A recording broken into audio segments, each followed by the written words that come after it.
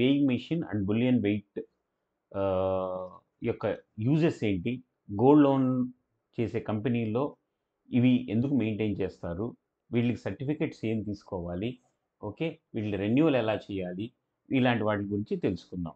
Okay, weighing machine అనేది గోల్డ్ని wait చేయడానికి digital ఉంటాయి, మాన్యువల్గా ఉంటాయి.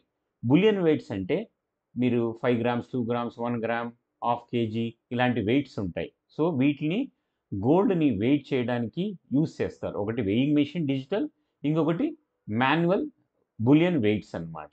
సో వీటిని గోల్డ్ లోన్స్, ఎందుకంటే గోల్డ్ లోన్స్ ఇచ్చేటప్పుడు కంపల్సరీ గోల్డ్ని వెయిట్ చేస్తారు కాబట్టి ఇవి యూజ్ అవుతాయి. సో ఇవి మనము గవర్నమెంట్ డిపార్ట్మెంట్ నుంచి తీసుకోవాలి. దీనికి ఒక సర్టిఫికెట్ ఇష్యూ చేస్తారు మీకు.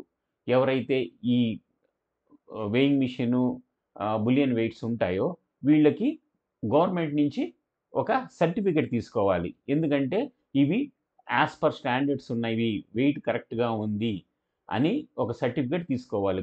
ఎవరైనా సరే గోల్డ్‌కి సంబంధించి వెయి గోల్డ్ అనే కాదు, అదర్ ఎక్కడ కూడా ఈ మిషన్స్‌ని గనక యూజ్ చేస్తుంటే వాళ్ళు ఎవ్రీ ఇయర్ దీనికి సర్టిఫికెట్ తీసుకోవాలి.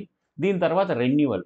రెన్యువల్ అనేది లీగల్ మెట్రాలజీ సర్టిఫికేట్ 1 ఇయర్‌కి వ్యాలిడిటీ ఉంటుంది. 1 ఇయర్ తర్వాత మళ్ళీ 1 ఇయర్‌కి దీన్ని రెన్యువల్ చేస్తూ ఉండాలి.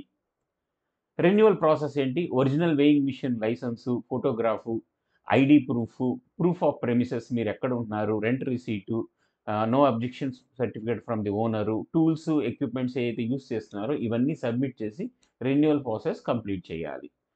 ఈ చార్జెస్ ఏముంటాయని ఇవి నేను జస్ట్ డౌన్‌లోడ్ చేశాను. ఇవి టైమ్ టు టైమ్ మారుతూ ఉంటాయి. ఓకే. ఓకే.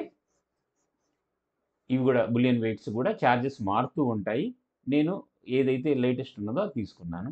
దీని తర్వాత ఒకవేళ రెన్యువల్ చేయకపోతే ఏమవుతుంది అంటే పెనాల్టీ ఉంటుంది. ఆ పెనాల్టీ కూడా టైమ్ టు టైమ్ మారుతుంది కాబట్టి నేను మెన్షన్ చేయలేదు. సో లేటెస్ట్‌ది అప్పటికి చూసుకొని ఆ సంవత్సరం ఎంత పెనాల్టీ ఉంటుందో అంత పెనాల్టీ కట్టాల్సి ఉంటుంది. ఎక్స్‌పైరీ మనకి ఇది ఎక్స్‌పైరీ ఎప్పుడవుతుంది అంటే 30 డేస్‌లో మెచ్యూరిటీ డేట్ నుంచి 30 డేస్ లోపల ఇది రెన్యువల్ చేసుకోకపోతే ఇది ఎక్స్‌పైరీ అయిపోతుంది.